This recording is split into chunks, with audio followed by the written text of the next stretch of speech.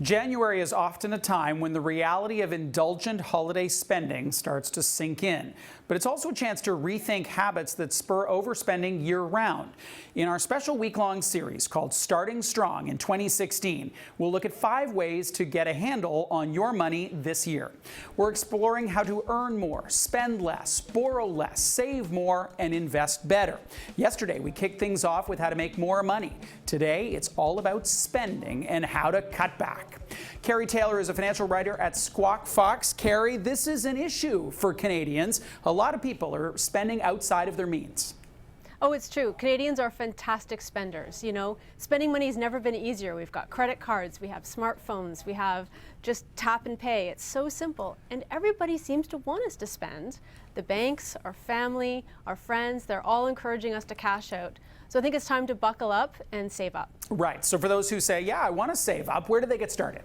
Well, you got to start at what I call your repeatable expenses. I also call them the repeatable offenses because I always feel, a little bit offended whenever I get a big bill. But start big. Look at your housing, your transportation, your food, because eating's an expensive habit. Look at other things like daycare or your hobbies. These could be really, really expensive things. And look at ways that you can, lessen the cost. So for me, I looked at my housing and my transportation. I take the subway and I rent a reasonable apartment.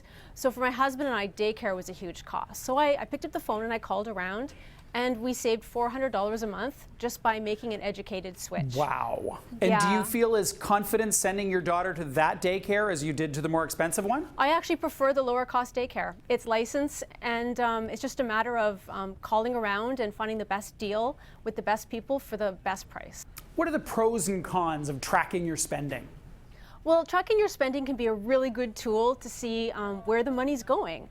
You need to go back and look through your credit card bills and some old receipts and see where the big expenses were, where your impulse expenses were, and see patterns in your spending, because you might be surprised where the money's going. For instance, my husband and I went back a few years ago and we noticed we were spending $75 a month on gourmet olives. Now that was crazy, but we never would have seen that without tracking your spending. Because one of the big pitfalls, people tracking their spending and doing nothing with the data. I met this woman once who knew to a penny how much she spent on cosmetics, but let her basement apartment sit vacant for a year.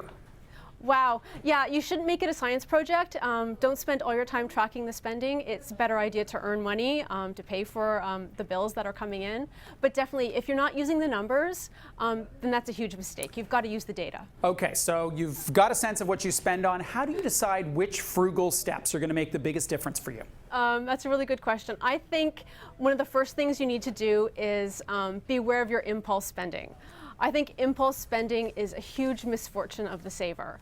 And I think a lot of the times, we have our buckets of money, we know what we spend on entertainment, our housing, our transportation, but we go into the store and we can't help ourselves. We see that thing that we think is emotionally going to make us feel better and we buy it.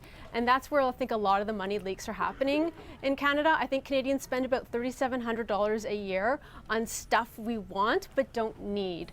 So I think it's a really good place to start. It's a great debrief, too, of the holidays. I mean, you and I both have young kids. I've been observing what Abby is actually playing with after the holidays, and it's mostly me playing pretend lions or crocodiles on the floor of the dining room versus any of the toys she received. I know, it's a sad state of affairs. My kid prefers the box and she prefers Legos. So, again, you have to prioritize what you want to spend with your kids. But again, when we go out and impulse spend, we're trying to fill a need. We're trying to feel better about shopping. We're feeling like we're going to miss out, that something's scarce, or that it's on sale, so it makes best sense to buy it now. In which case, it always isn't that way. There's always more stuff to buy. So leave it at the store and leave it for the next impulse spender to shop. One of the things that we really want to do with our focus on your money in this series is give our viewers a call to action. As it relates to spending, what are some things that people could get started on right away? Well, my favorite thing is to look at how much you earn per hour, because the true measure of cost in life is the person hours worked to earn it or to buy it. So look at what you make per hour. So let's say you earn $60,000 a year. Well, you don't get to keep it all, you have to pay taxes. So you make about $48,000. And let's say you work 40 hours a week, well, you are earning about $23 an hour. So if you want to buy, something fancy like a big puffy parka, which costs $700, I hear those are really popular these days, it's going to take you 30 hours of work to earn that puffy parka. So, I'm not going to tell you how to spend your money, it's up to you, but you need to look at the value of how much time and effort it takes to earn that dollar to if it's worth it to spend the money on that thing. That is a very practical suggestion. I love it. Figure that out. And Kerry Taylor, thanks so much.